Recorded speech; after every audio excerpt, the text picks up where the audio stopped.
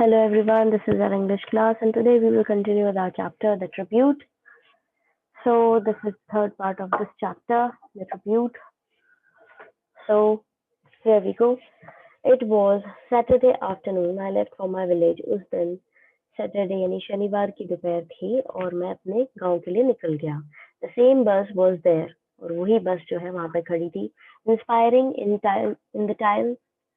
that old familiar feeling और वो क्या भावना दे रही थी इसको देख करके इसको क्या याद आ रहा था वही पुरानी चीज है फेमिलियर फीलिंग जो है उसको आ रही थी वही वापस से इमोशंस उसके आ रहे थे.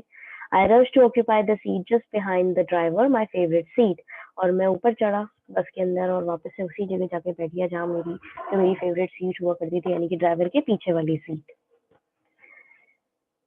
आई am in my hurry I bruise my knee against the door और जल्दीबाजी के चक्कर में मेरे पैर पर मतलब मेरे घुटने पर खरोंच लग गई.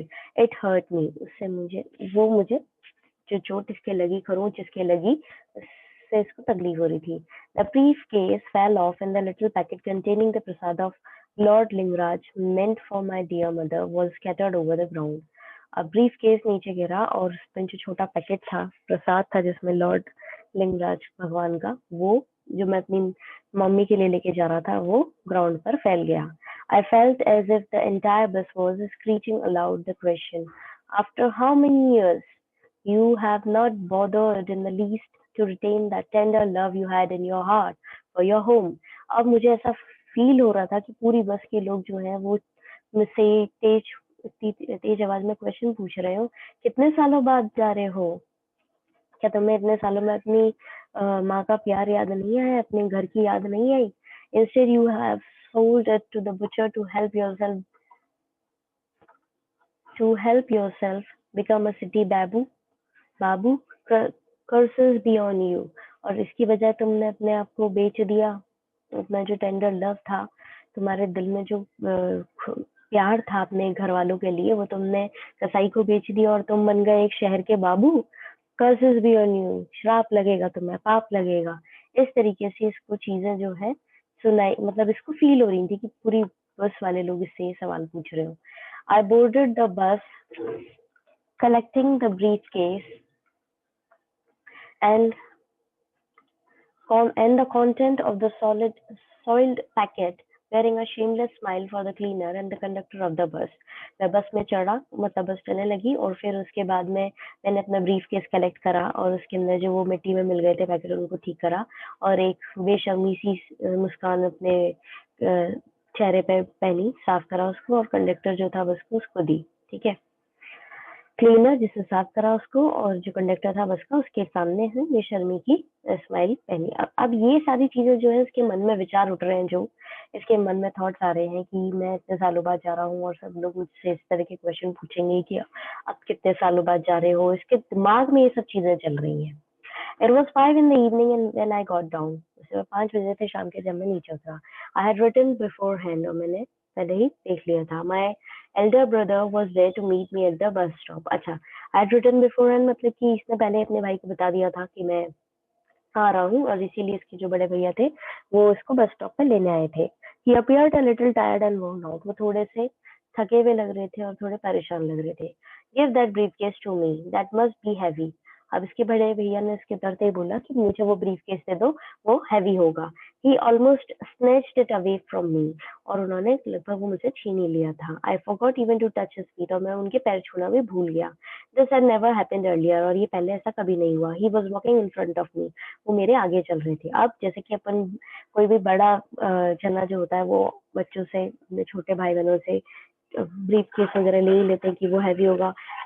No matter what age of that sibling is, कि कितने ही उम्र का हो वो, भले ही भाई या बहन जो भी हो, लेकिन बड़े लोग अक्सर यही करते हैं. तो यहाँ पे भी यही हुआ. और फिर एक एल्डरली को आदर दिखाने के हिसाब से, रिस्पेक्ट पे करने के हिसाब से पैर छूने होते हैं, वो भी ये भूल गया है यहाँ पर.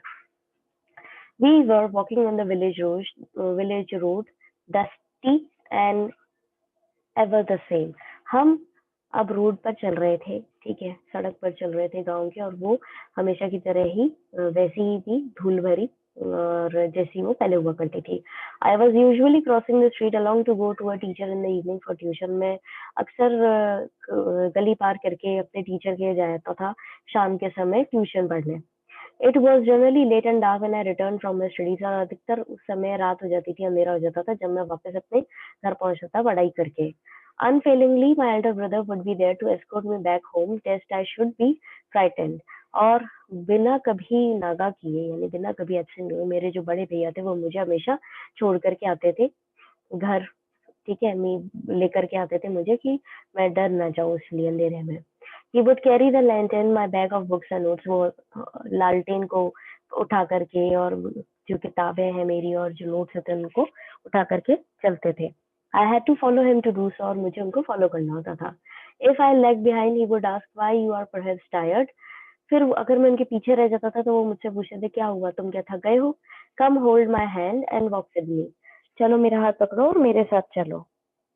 He sometimes used to carry me on his shoulders while going to fields for a stroll। और कई बार वो मुझे अक्सर अपने कंधों पर बिठा करके खेतों में लेके जाया करते थे जब वो वहां पर चक्कर मारने जाते थे। तो यहाँ पे आप देख सकते हैं कि कितने अफेक्शनेटली इसके भैया ने इसका ख्याल रखा है। और ये इसके बावजूद भी जो है कभी इनसे इतने सालों में मिला नहीं, 2 साल तक ये घर नहीं गया, ना उनसे कोई खोज खबर करी। और उसके बावजूद भी इसके बड़े भैया इसको इतने अच्छे तरीके से ट्रीट कर रहे हैं। और वो सारी मेमोरी जब ये उस चल रहा है डाउन दैट लेन, वो चल जा रहा है उस सड़क पर, तो उसको यही सारी चीजें जो है याद भी आ रही है अपनी फैमिली की, कि इसके बड़े भैया इसका ख्याल किस तरीके से रखते थे। और किस तरीके से उसको ट्यूशन, जब ये ट्यूशन जाता था तो अंधेरा हो जाता था तो लेने आते थे, छोड़ने जाते थे। और इसकी किताबें नोट्स पकड़ के साथ में लालटेन पकड़ के चलते थे और इसका ध्यान रखते थे और इसका हाथ पकड़ लेते थे अगर जब ये पीछे छूट जाता था। The bus stop was some distance from the village. I had fallen behind him. Bus stop जो है थोड़ा दूर है विलेज से और मैं उनके पीछे पीछे चल रहा था। He stopped and asked the same old question he used to ask. I just could not speak. और मैं उनके पीछे रह गया था और वापस से वो रुके और उन्होंने वही सेम ओल्ड क्वेश्चन पूछा जो ये बचपन में पूछा करते थे, क्या तुम थक गए हो, लो मेरा हाथ पकड़ो। लेकिन ये इस बार कुछ बोल नहीं पाया। The past was sprouting up in me. जो पुराना पास्ट था वो इसके ऊपर वापस से इसके दिमाग में आ रहा था। The childhood days and the days now. बचपन के दिन और आज के दिन। Time has coagulated for me, I have changed. समय बदल गया था और मैं भी काफी बदल गया था। But my elder brother, time could not bring upon him any change. जो मेरे बड़े भैया थे वो बिल्कुल भी नहीं चेंज हुए थे, समय ने उनको बिल्कुल भी नहीं बदला था।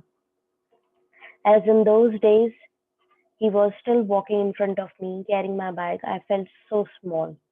जैसे कि उन दिनों में वो मेरा बैग मेरे आगे चला करते थे और मेरा बैग पकड़ा करते थे और मुझे बहुत छोटा फील होता था।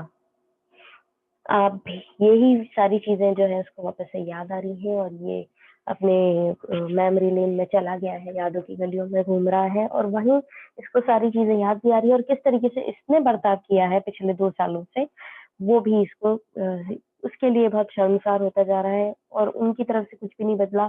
और ये अपने आप को बहुत बदला हुआ समझ रहा था कि सब चीजें बदल गई हैं।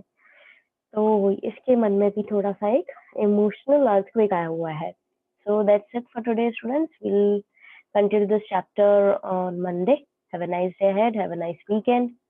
God bless you all.